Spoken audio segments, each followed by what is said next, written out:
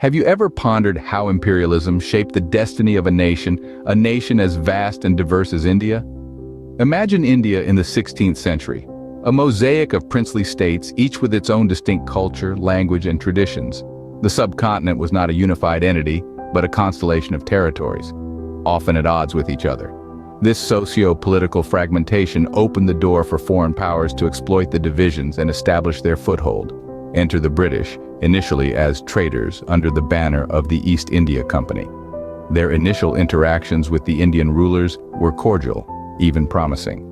The British presented themselves as allies, offering military support and modernization in exchange for trade concessions. Little did the Indian rulers know, the British were not merely traders, they were the vanguard of an empire that would soon engulf their lands. So the stage was set, the players in place, and the saga of British imperialism in India was about to unfold.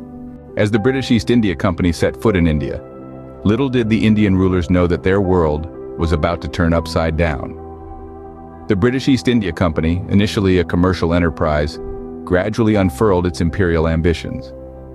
They began by establishing trading posts along the coast, in places like Madras, Bombay, and Calcutta.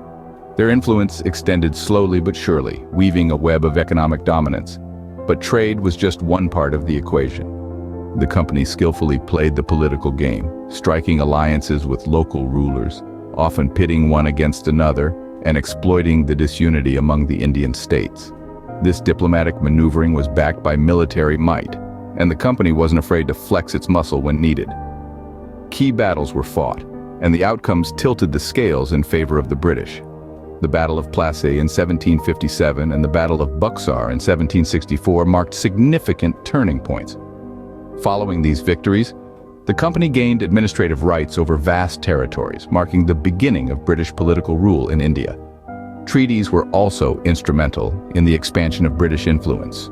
The Treaty of Allahabad, for instance, effectively put the rich province of Bengal under British control. In the blink of an eye, the British East India Company transformed from traders to rulers. Their influence permeated every aspect of Indian life, setting the stage for nearly 2 centuries of British rule. At the zenith of the British rule, the sun never set on the British Empire. This period marked the pinnacle of British imperialism in India, a time when the British Empire's influence was felt in every corner of the country. The administrative machinery of the empire was a marvel of organization and efficiency. The British had established a hierarchical structure of governance, with the viceroy at the helm, followed by governors, lieutenant governors, and commissioners. This top-down approach ensured a seamless flow of command, with the British monarch being the ultimate authority. Simultaneously, the economic policies of the British had profound impacts. The introduction of new agricultural practices and crops, the rise of industries, and the expansion of trade and commerce were some of the notable changes. However, these changes were not without their downsides. The economic policies often favored the British, leading to economic disparities and hardships for the Indian population. Culturally, the British rule brought about significant shifts. English became the language of administration and education.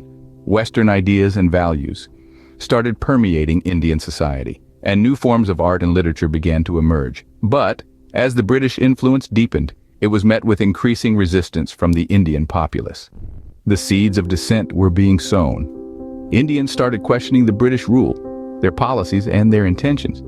This period saw the birth of several movements and uprisings against the British rule. The British rule had deeply permeated the Indian society, but the seeds of dissent were being sown. Every empire has its sunset, and so did the British Empire in India.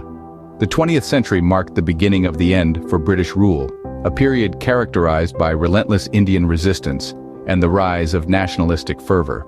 Names like Mahatma Gandhi and Jawaharlal Nehru became synonymous with the struggle for independence, their indomitable spirit inspiring millions to demand freedom. But the end of imperialism was not just about the dawn of independence. It was also a time of reckoning as the country grappled with the remnants of its colonial past. From the English language to the legal and educational systems, British influence seeped into the very fabric of Indian society, leaving a legacy that continues to resonate today.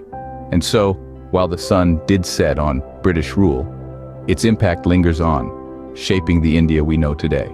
Imperialism in India was not just a chapter in history. It was an era that reshaped the future of a nation.